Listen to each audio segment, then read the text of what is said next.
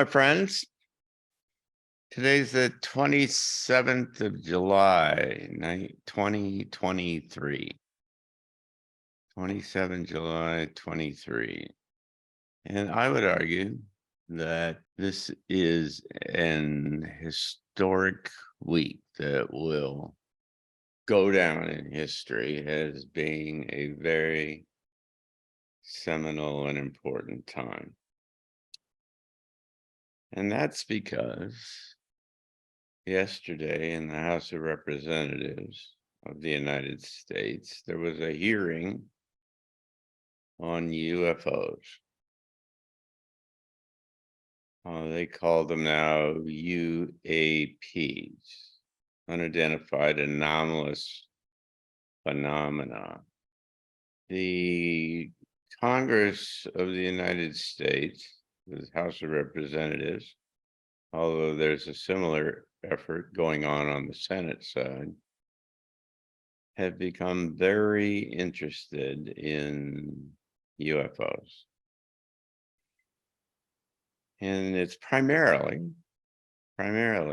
almost exclusively at this point, they're interested in the threat aspects of these unidentified aerial phenomena. And they're not aerial, they're anomalous. And there's a useful and interesting point that's being made there is because some of these things that come out of the ocean and some of them are other places in space and so on. And so they've broadened the definition from UFOs to UAPs. And the history of this is quite well known. Back in 2017 and about December, if I remember right, the New York Times ran a front page article that said that the Navy fighter pilots off aircraft carriers had been running into these vehicles that were flying but had no wings and had no visible propulsion and no thermal signature or anything else like that. And they could do extraordinary things.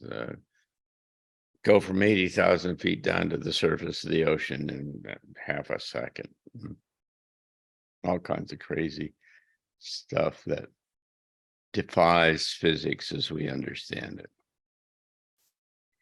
And so that generated a flurry of information, of activity and response, and got the attention of the Congress and the Senate and the House. And on the Senate side, on the Select Committee on Intelligence, they formed or had already existing a subcommittee that took on this subject and then began to poke around and try to get themselves briefed on what in the world was going on.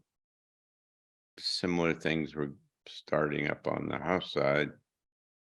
And what that turned into is some legislation that back a couple of years ago funded the stand-up of an organization that's called AARO, the anomalous, I don't know, AARO, some research office. But anyway, it was this all anomaly. Maybe that's what it is. All anomaly research office. But anyway, and they funded that all up and gave them. They got staff and other things, and they got a charter that said that they could run around and ask anybody anything and they would.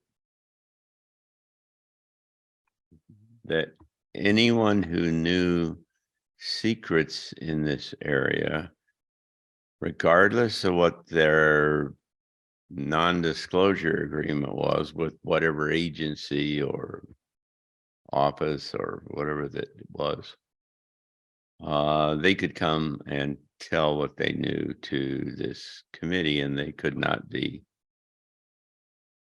there could be no retribution. And so what that started to do is open the door somewhat to other or individuals to kind of start to leak out of the system, to begin to talk about what they knew. Then last year in the 2022 Defense Authorization Act, they also put a whole bunch of money. As a matter of fact, there was something like 23 pages, all just on this UAP kind of area. And in particular, they had a whistleblower segment that said that anybody anywhere that knew anything what this was could with complete safety could come and talk to them. And there was a unique kind of element to the way they worded or the way they did it this time. But in any case, it began to open the doors. In the meantime, a couple of years ago, they started the UAP task force, which was an interagency operation in the government. An interagency group is one that is made up of individuals and representatives from different agencies within the government. And so this task force became a place where people from obviously different agencies could come and trade stories and so on. And so it generated momentum in the whole thing. And they then built linkages up to the House and the Senate and began to brief the senators and the congressmen and the Congress people and tell them some of what they knew. And that got the interest higher and higher. So much so that a guy named David Grush, who used to have the most important job, you might almost say, in the government related to these kinds of things, came forward and started to talk about what he knew.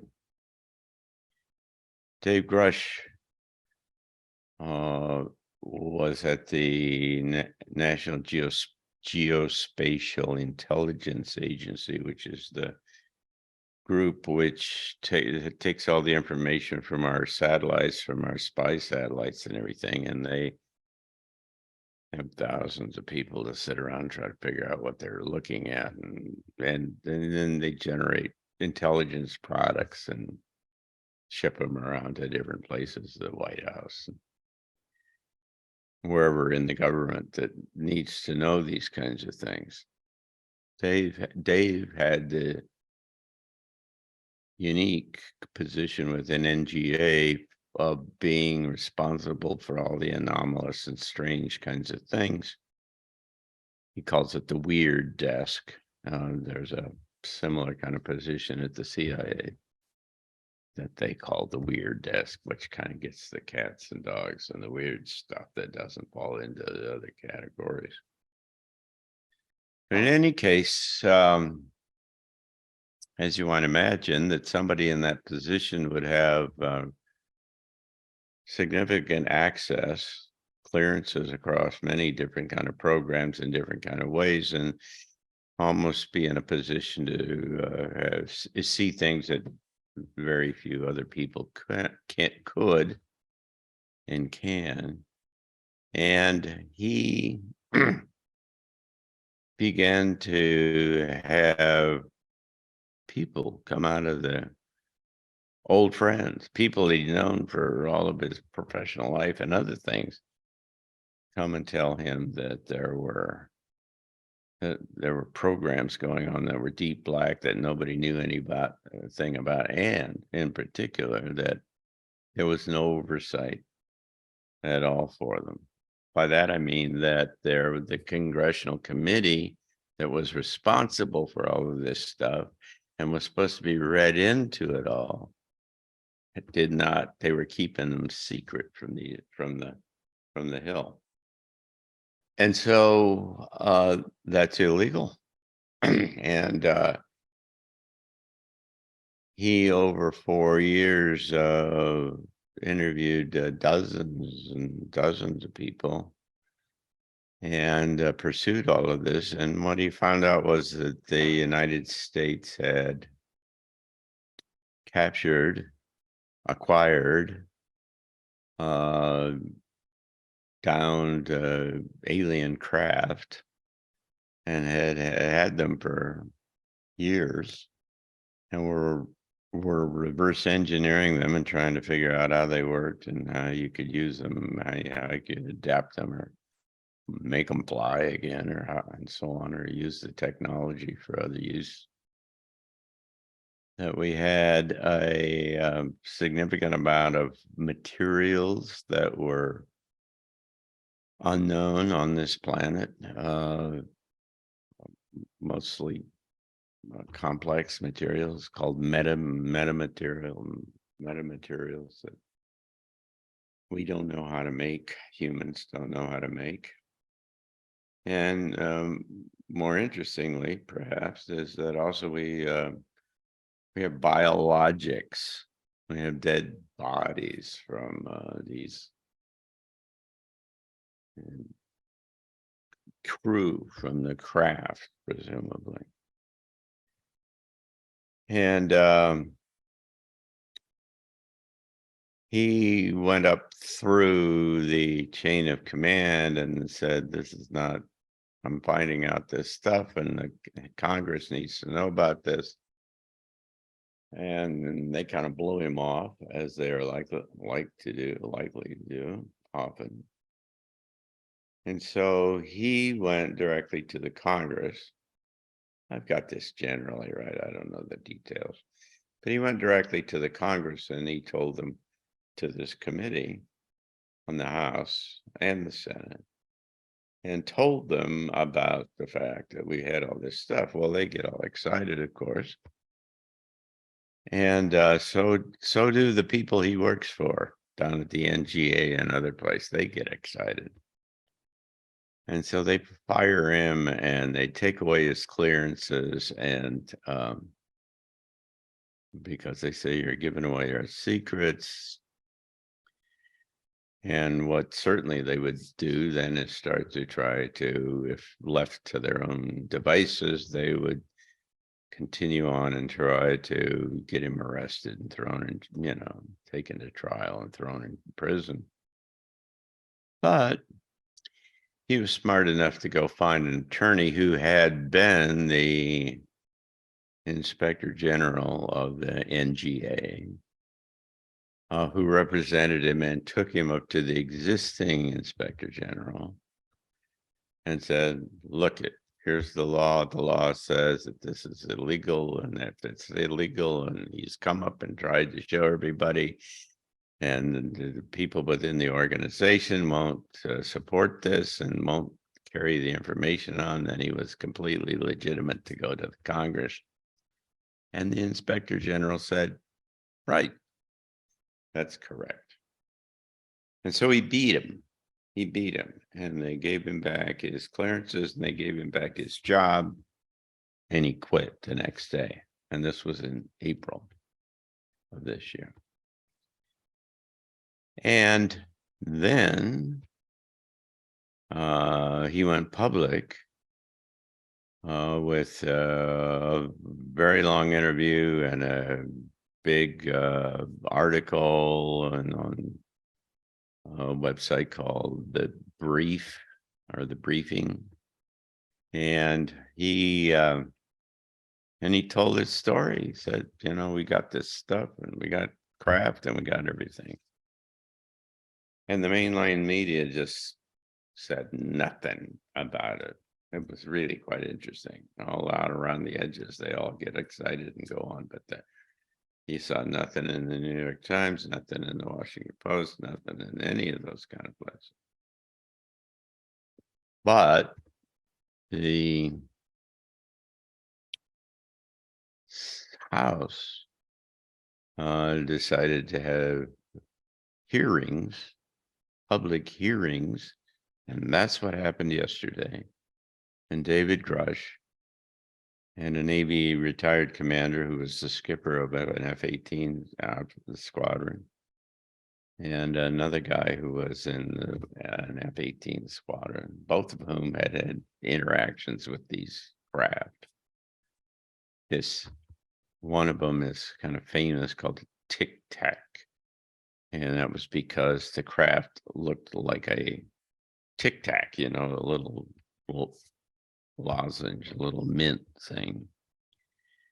What I didn't realize, I mean, I saw the gun camera footage and other kinds of things, but I didn't realize that the thing was 40 feet long. I mean, it was a big mother thing that was just going instantaneously and moving at extraordinary kind of speeds and so on. But anyway, so you had two naval officers who were there to say, here's what our experience was. And Dave Grush, who's saying there's all this stuff down there and there's a whole lot more. And I'd be happy to talk to you and tell you about it in secure places where it's not because it's classified. But so why is this important?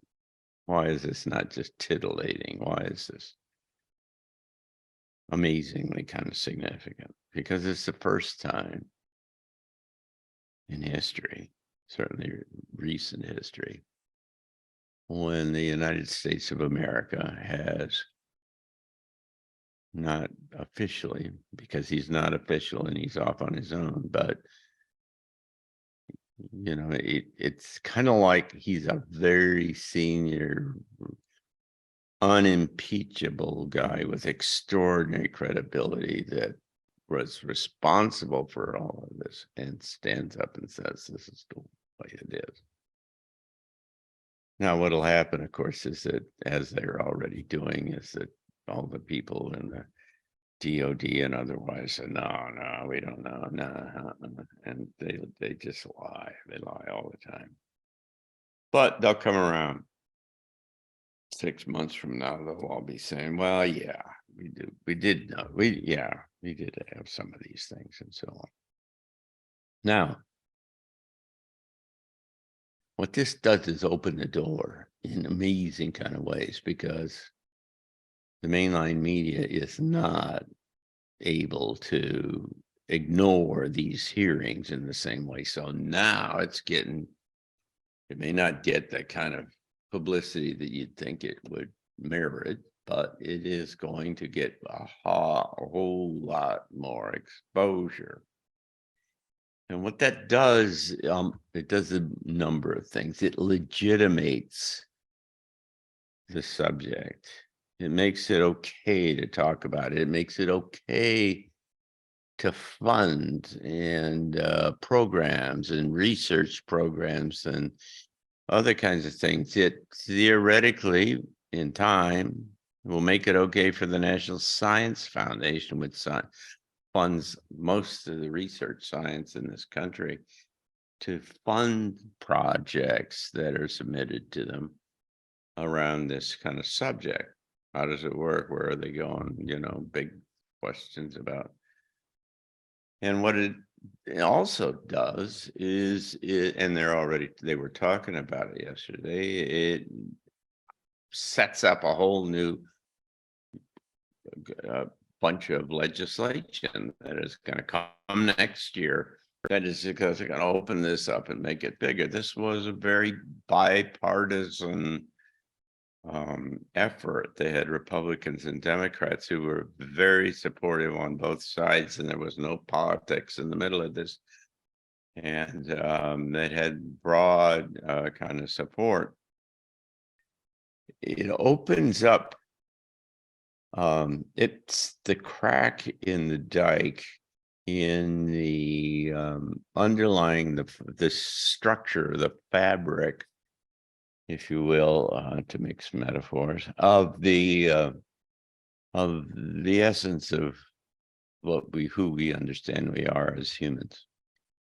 It is those of us in the futures business and other places as well who have taken the time to sit down and look at this have come to the conclusion that this business of extraterrestrial life, intelligent extraterrestrial life, and the beginning of an interaction with them is the most profound thing that could happen to humanity. And the reason being is because by definition, they've been around a whole lot longer than we have.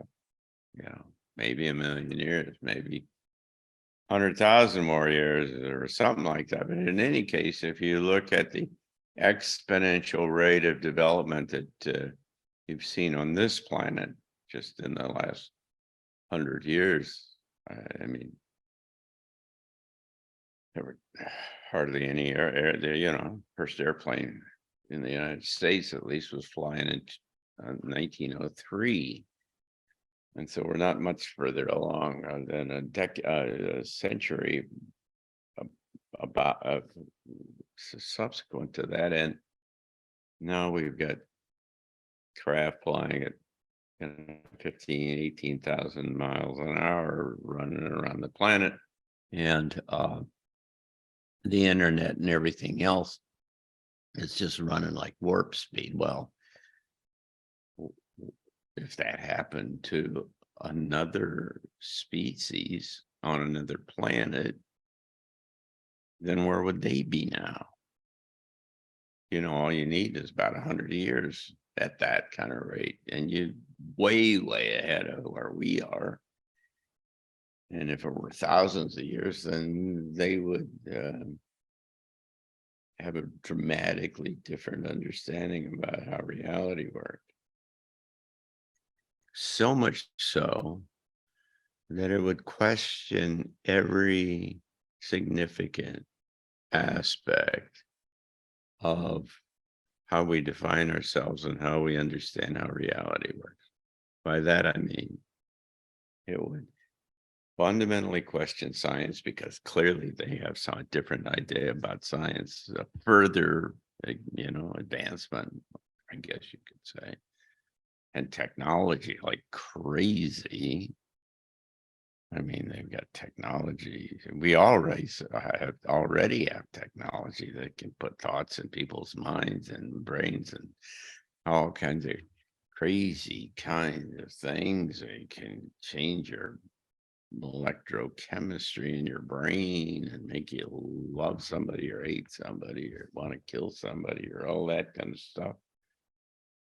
Think of what it would be if you were 100 times more farther advanced, to say nothing about thousands of times more advanced. You would have amazing kind of capabilities that would which begin to show up, of course, whenever these guys, there's literally examples of fighter pilots who, are vectored in to go out and look at one of these kinds of things, and somebody gives them an order and says, try to shoot it. And the second that the pilot starts saying, okay, and starts to think, then all of his electronics go out and the engine is quit and so on. And I mean, they know what you're thinking. They know what, so you got science and technology, all of your history goes in the dustbin because you suddenly get exposed and they come and say, no, it didn't happen the way your religions have been telling you. And you've been teaching people in school, all of this all changes. No, we were back there and we were messing around. And, like Mauro Biglino in his book, The Naked Bible, says that, all your ideas about God were just warlords, local guys who were Elohim, and they were responsible for different areas, and they are advanced extraterrestrials who had extraordinary kind of capabilities and technologies, and so they had craft and they could fly around and do all kinds of things.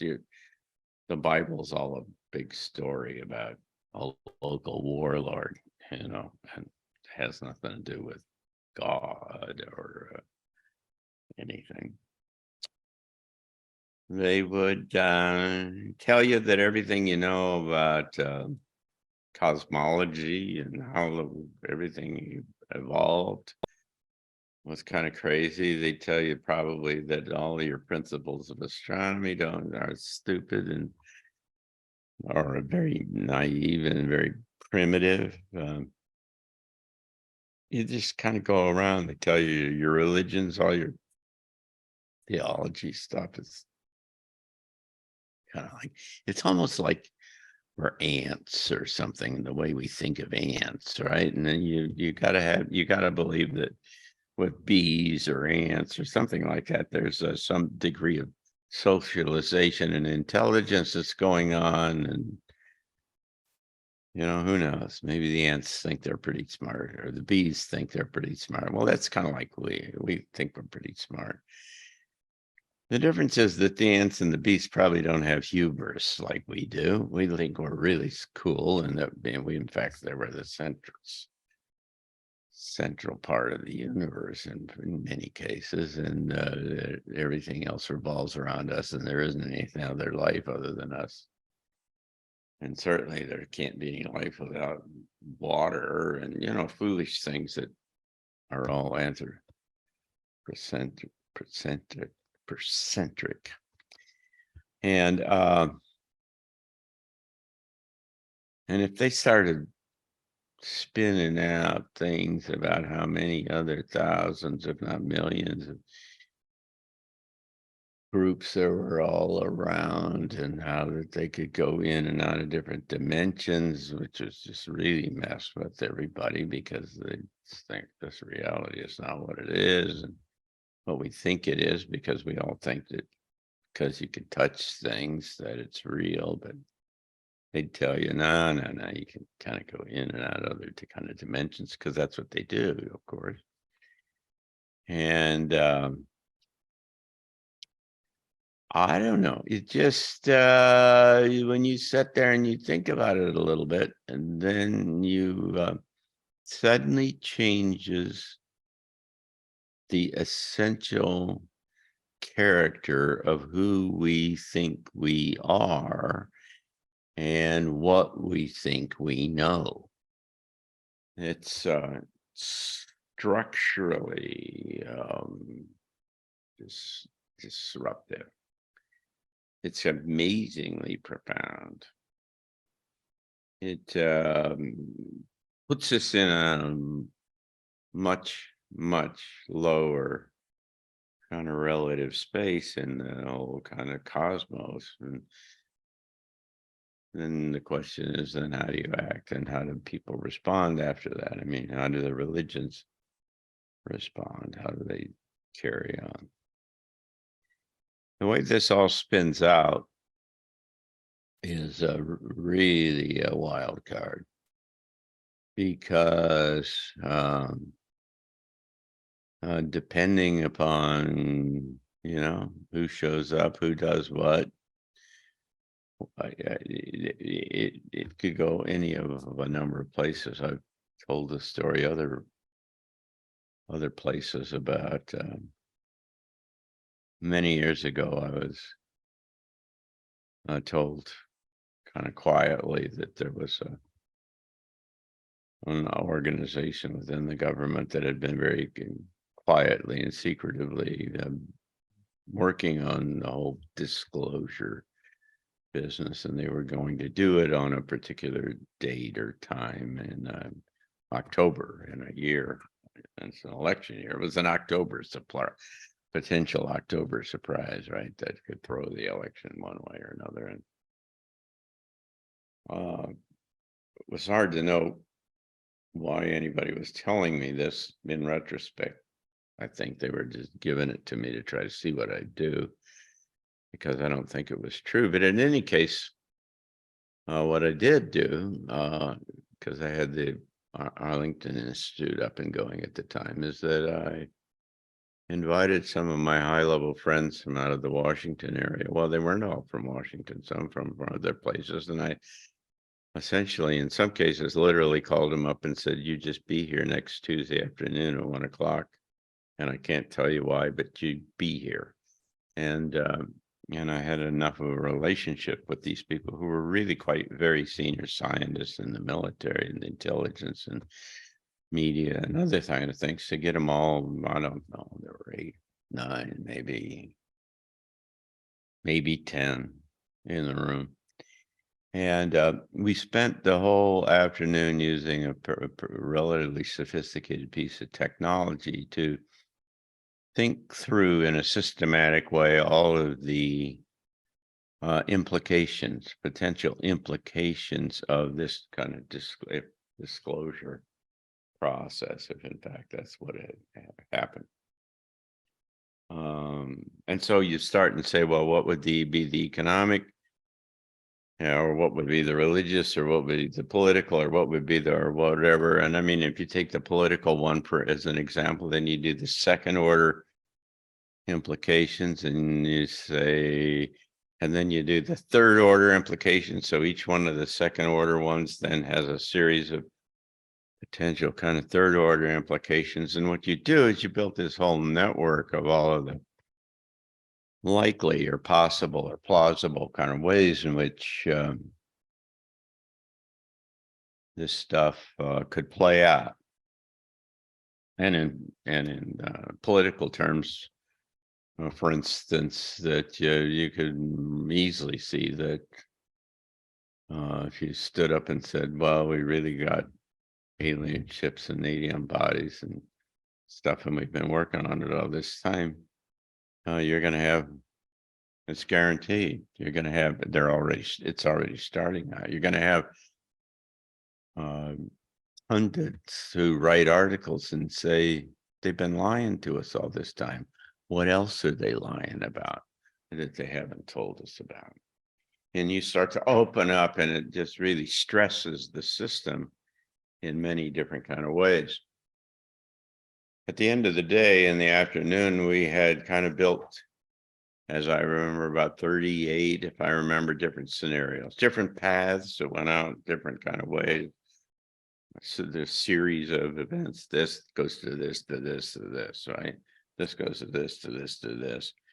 And there were kind of 38 kind of basic, kind of likely, most likely paths that could go. Only 3 of them didn't blow up in some way or another. All of the other ones, 35 of them all went banged around, screwed up. The Christians got all excited and said, of course, Jesus, where's Jesus in here? And, or whatever, the stock market collapsed, but the universities go nuts because they find out their science isn't what they've been thinking it was. And so they have to pull their Nobel Prize from what, I don't know, just it's crazy. It's very, very, very disruptive. But that's how you move from one paradigm to another one. It's not a smooth evolutionary kind of thing in this particular case. This transition, and this is only one of a whole series of different kind of thing, driving forces, what we call them in the futures business, that are all converging together from different kind of directions. And although not all of them are as disruptive and significant as this whole UFO thing, certainly things like climate change, because if it's going to get cold, I mean, it's hard in the middle of all these 100-degree temperatures to think about it that way. But in the growing seasons for the last 16 years in the Northern Hemisphere have all been decreasing. every year by a little bit. And so there are many indications that say it's going to get cold. And of course, they never talk about what the winters have been like in Siberia and other kind of things. It's been nuts. It's been so cold. And by the way, the glaciers are rebuilding or growing, and there's more ice in Greenland now, or I think it's Greenland, than there's ever been. But in any case, there's any of a number of other things. One of them is obviously artificial intelligence. Artificial intelligence is on the same scale as the AI kind of thing. I mean the UFO business. But you see all this stuff coming all at once. Well, the yesterday, I think, is kind of the hinge point in this area, at least. And they're going to say, before David Grush, before this hearing, it was a different world. There was uncertainty and other things. And at that hearing, then it suddenly started opening up in a dramatically kind of different way and legitimated. They've been working this thing for decades to try to suppress and discount and little green men. There's been a very active effort to marginalize the whole idea and to tell people they're crazy to be thinking about this stuff. And now they turn, and it could be, you don't have to be too smart if this thing gets very far down the road to follow that kind of track that I just said. And you say, so what else have they been lying to us about? What else about the things that they're saying are not true? What about COVID? What about this? What about injections? What about all the energy? But there's all kinds of stuff. And I wrote a book about wild cards, about big surprise kinds of things, and one of the processes by which these things get projected is that you get one that hits another one, then another one, and another one, and another one, and it's all this kind of spontaneous combustion or sequential combustion kind of things where it catches on and people start saying, wait a second, they screwed me over here, they lied over there, and that then gets you easily into the space that Marty Armstrong and other people talk about, where the majority of people, or a significant amount, believe that they've been betrayed by the government, which then sets up the possibility of global civil war and what comes after that. So yesterday was a very important and interesting day, and I would just suggest to you, I know Dave Grush, and I don't know the other guys, but these are very credible, very honest, high integrity kind of people who are doing what they think is the best thing to do for the country, for humanity, and in terms of the kind of oaths that they've taken. And it really has the potential of being quite historical and quite significant.